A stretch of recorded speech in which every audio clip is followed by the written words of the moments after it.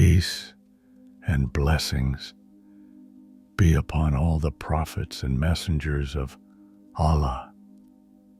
Welcome back to our exploration of the divine narrative that unfolds from the very beginning of creation to the final revelation.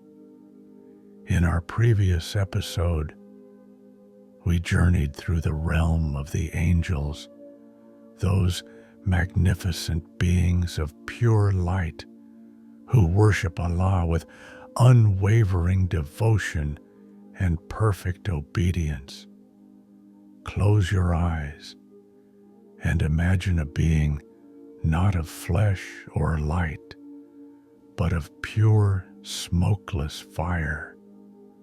Not the flame that flickers in a lamp or the blaze that devours wood, but a fire without smoke, without shadow, a spiritual substance that burns with intensity and dances with power.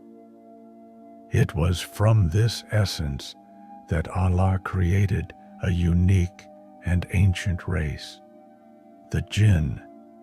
These beings, created from smokeless fire, represent a fascinating dimension of existence that bridges the gap between the perfect obedience of angels and the moral complexity that would later define human experience. Understanding the Jinn is crucial to comprehending the full scope of Allah's creation and the cosmic drama that would unfold when free will entered the universe. Their story is not merely one of supernatural beings dwelling in an unseen realm, but a profound exploration of choice, consequence, and the responsibility that comes with intelligence and free will. Allah tells us in the Quran, "And the Jinn we created before from scorching fire." Surah Al-Hijr 15:27. This wasn't ordinary fire that burns and consumes, but what the Arabic describes as nar as-samum, a pure smokeless fire that burns without the impurities and byproducts of earthly flames. Imagine, if you will, fire in its most refined form, the essence of energy and movement, heat and light, but without smoke, without the crude matter that ordinary fire produces. This is the substance from which Allah fashioned the Jinn, giving them qualities that would make them fundamentally different from both angels and the humans who would come after them.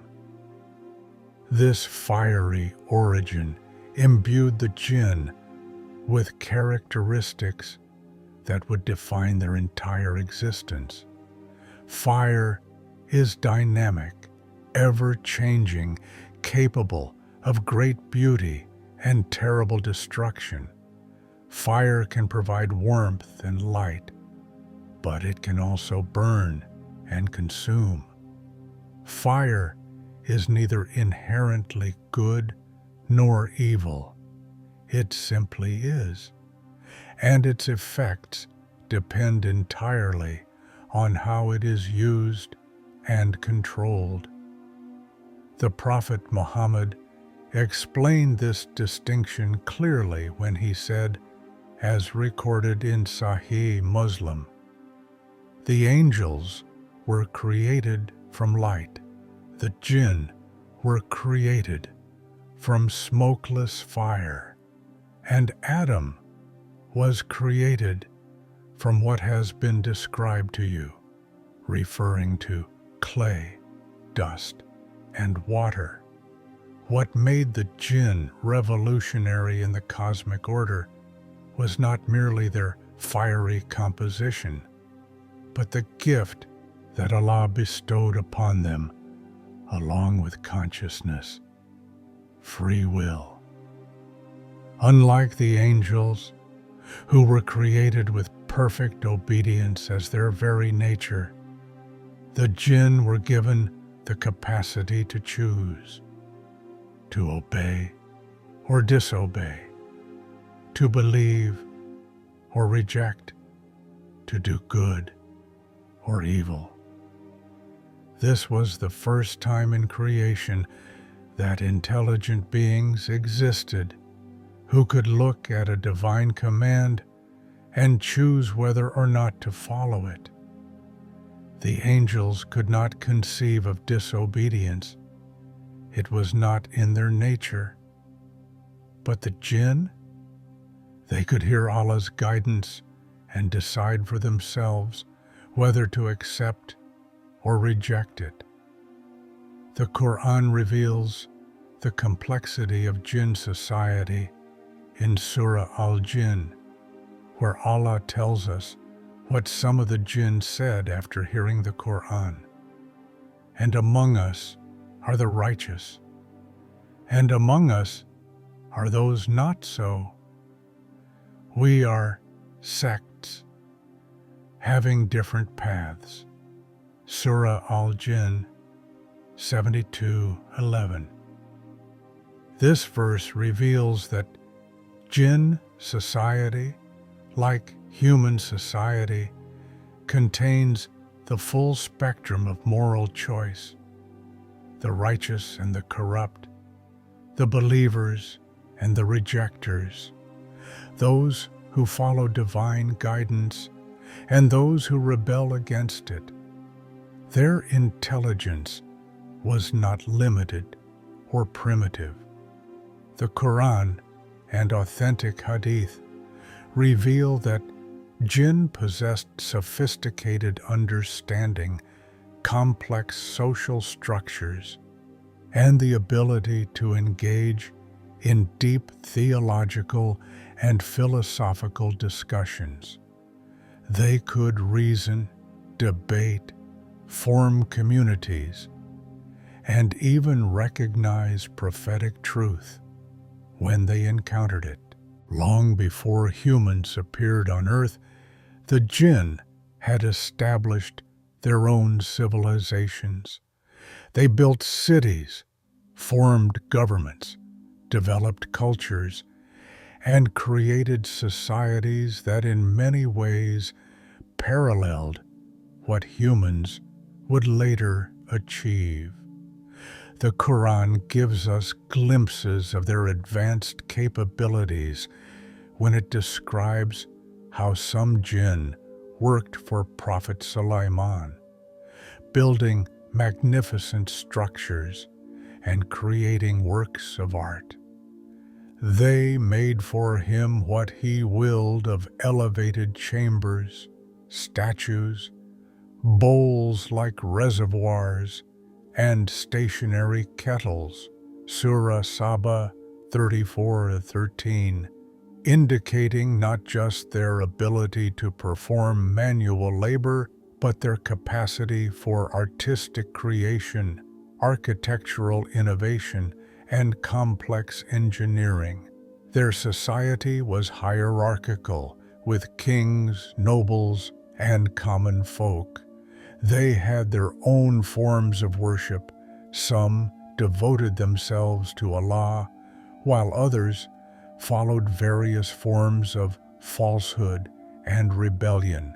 They experienced the same struggles with faith, morality, and social organization that would later characterize human communities.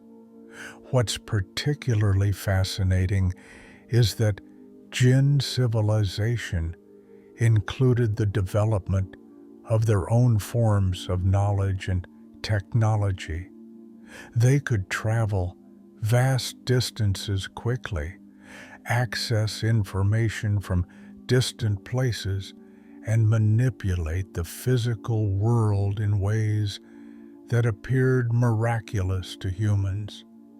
Yet, for all their abilities, they remained bound by the same fundamental choice that defines all conscious beings: submission to Allah or rebellion against Him. To understand the full scope of Jinn history, we must delve deeper into their flourishing civilizations that existed long before the creation of humanity.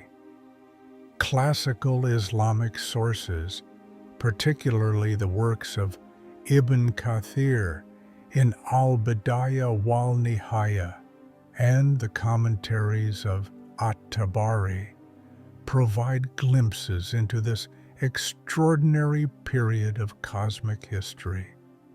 The Jinn established vast kingdoms across the earth, their cities rising like mirages in the desert, magnificent structures that defied the laws of physics as understood by earthly beings.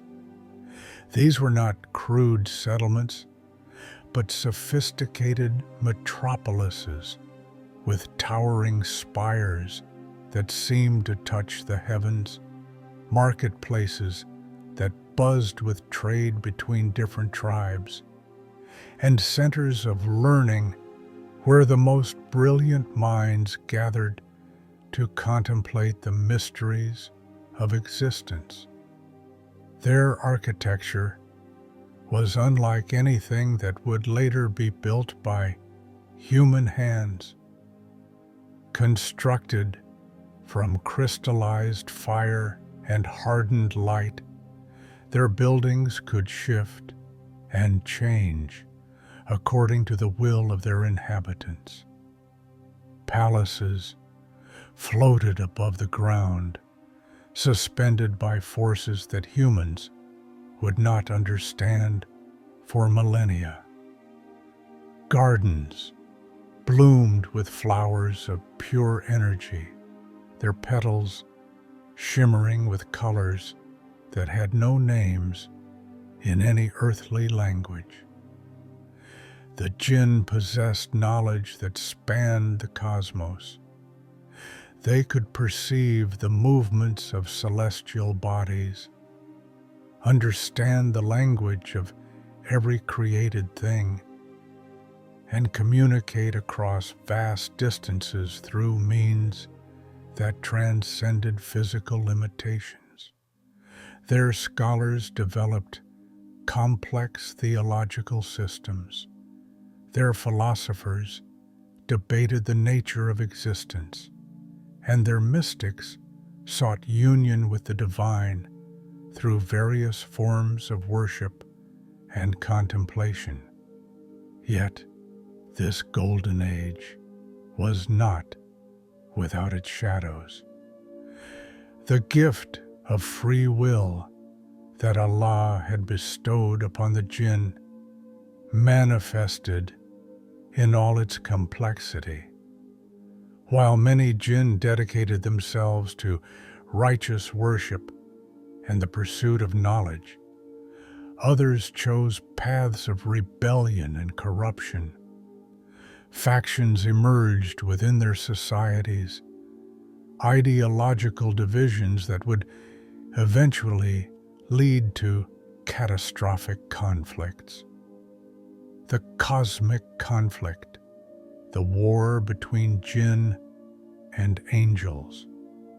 The classical Islamic historical tradition preserved in the works of scholars like Ibn Kathir and At-Tabari speaks of a great fitna, a trial that tested the very foundations of Jinn civilization. This was not merely a political or social conflict, but a cosmic struggle that would reshape the order of creation itself. As Jinn civilization reached its peak, corruption began to spread like wildfire through their societies. Some Jinn, intoxicated by their own power and knowledge, began to transgress the boundaries set by Allah. They engaged in acts of oppression, spreading fasad, corruption, throughout the earth. The righteous among them tried to counsel restraint and return to divine guidance, but their voices were increasingly drowned out by the clamor of rebellion. The corruption was not limited to moral failings. Some jinn began to claim divine attributes for themselves, setting themselves up as objects of worship for the weaker among their kind. They established cults of personality, demanding submission and reverence that belonged only to Allah. The earth itself began to cry out under the weight of their transgression. It was at this critical juncture that Allah decreed a divine intervention.